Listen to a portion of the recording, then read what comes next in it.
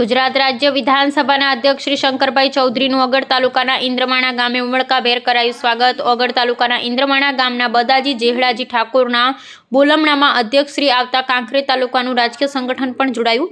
તેમજ ગુજરાત રાજ્યના મંત્રી સ્વરૂપજી ઠાકોર તેમજ રાધનપુરના ધારાસભ્ય લવિંગજી ઠાકોર તેમજ બનાસકાંઠા મધ્યસ્થ સહકારી બેંકના ચેરમેન વાઇસ ચેરમેન ડેરીના વાઇસ ચેરમેન તેમજ સહકારી આગેવાનો બેંકના કર્મચારીઓ જોડાયા। બદાજી ઠાકોર અધ્યક્ષશ્રીની ગાડીના ડ્રાઈવર હોવાથી બહોળી સંખ્યામાં લોકોએ ખબર અંતર લેવા માટે પધાર્યા હોવાનું આવ્યું સામે। અહેવાલ જયંતિભાઈ ઠક્કર, ન્યૂઝ 16 ગુજરાતી। બળદેવને મુશ્કેલીમાં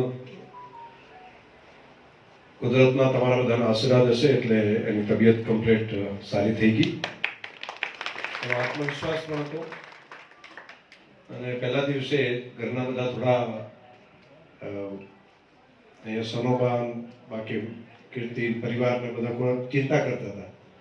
હું હોસ્પિટલમાં ત્યાં ગયો અને ડૉક્ટરોને મળ્યો એટલે વાત કરી કે આ કેસ કોઈ પણ રીતે સુધારવો છે, શું કરશે એમ।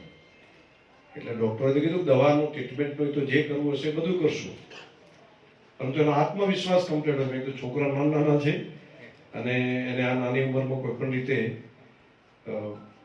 એટલે કીધું કે આત્મવિશ્વાસ જો બરાબરનો હોય તો આ દવા અને એના કારણે આ ટ્રીટમેન્ટથી આપણે અને પછી ચરી હકી રાખે તો કોઈ દિવસ કોઈ વાંધો આવે નહીં।